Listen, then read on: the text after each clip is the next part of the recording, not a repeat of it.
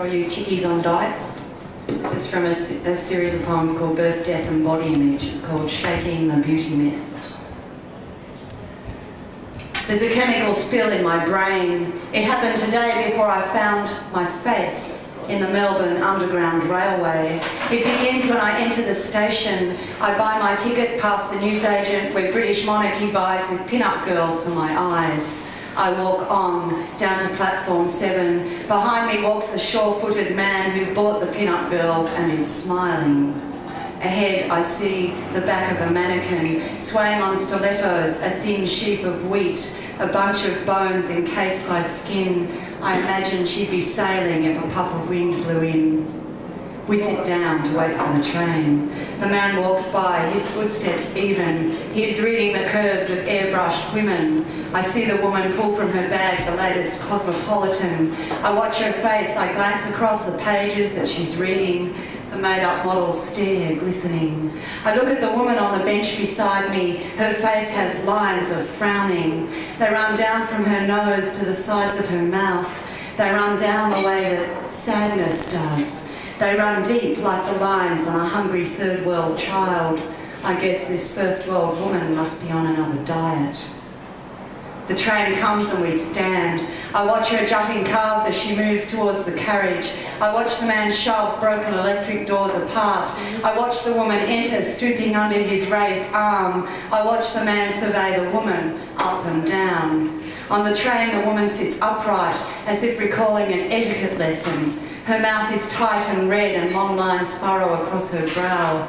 I watch the man sitting opposite, the way he glances up at details, disembodiments, legs, feet, hands, eyes.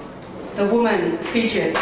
She opens her purse. She extracts a tissue and a bottle of oil. She wipes off the eyes, the lips, the stare. Then she stands, rips off the tights, the split skirt, the liberty blouse. She rips off her lacy brassiere. Her breasts goosebump in the gush of cold air and she doesn't care. The man sits stock still and stares. The woman slips off stilettos, picks them up and aims them down the carriage, there and there. The woman stands on the seat in her knickers. She sways her hips to her own inner rhythm. She rips up her copy of Cosmopolitan. The papers swirl like autumn leaves around her. The woman looks at the man watching her. She does not posture or pout like the women in his magazine. She pulls the hair from her scalp till she is bold and wild. The whites of her eyes flame red in the twilight. She is becoming, before his eyes, witch, crone, wise woman, her spirit emerging. She is no longer downtrodden. She's breaking out of beautiful, the gaunt-faced body. She is big and strong, brave and healthy. She splits the seams of her size 10. She's gargantua's sister. She's coming to get ya.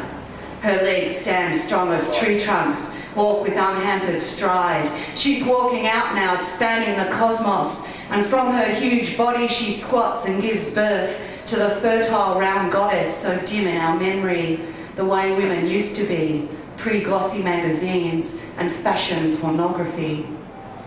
There's a chemical spill in my brain. It was slow and insidious and took 30 years to reach these toxic proportions, but now I can smell it, the stench and the flames. I get off the train. I run home to the mirror. I see my real face for the very first time.